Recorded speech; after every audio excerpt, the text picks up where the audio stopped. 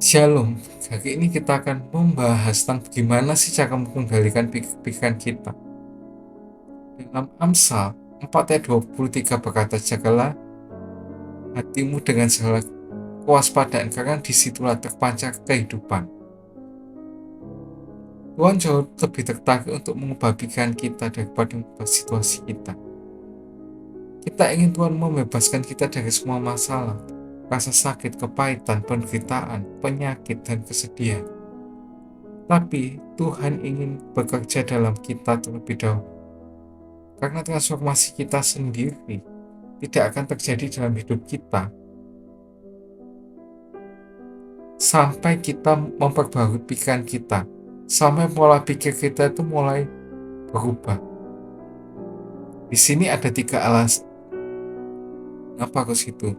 Yang pertama itu kendalikan pikiran kita, karena pikiran kita mengatur hidup kita.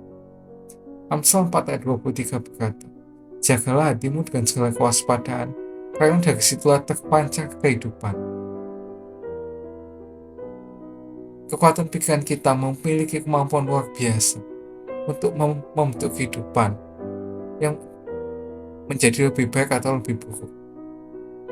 Misalnya, seorang yang mengajari Anda tumbuh dewasa mungkin berpikir, kamu tidak berharga, kamu tidak penting.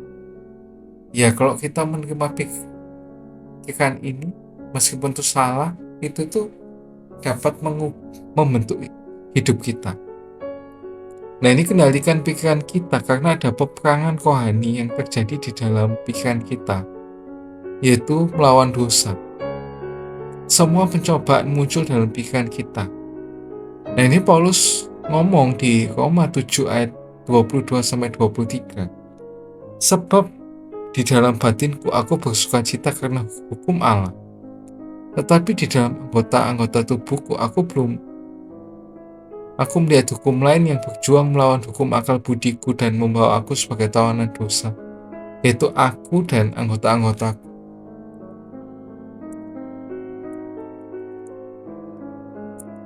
Salah satu alasan kenapa kita itu merasa lelah secara mental, yaitu karena otak kita itu berperang selama 24 jam sehari. Kenapa kok bisa sampai melelahkan?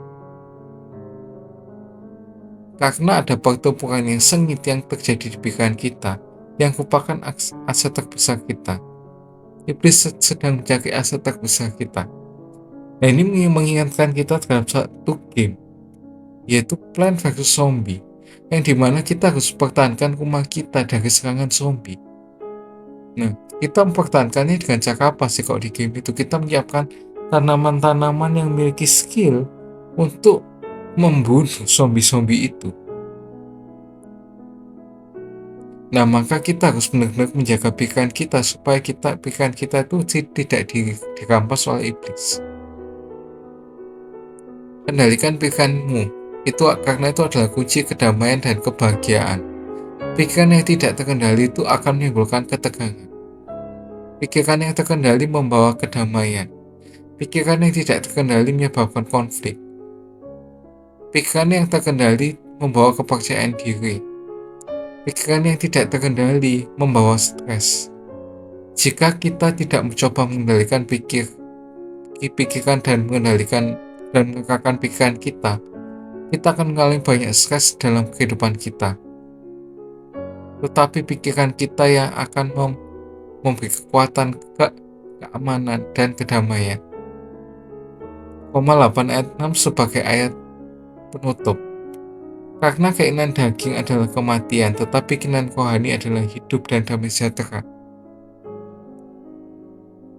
Jangan lupa like, subscribe, dan share jika kalian terberkati dengan konten ini. See you!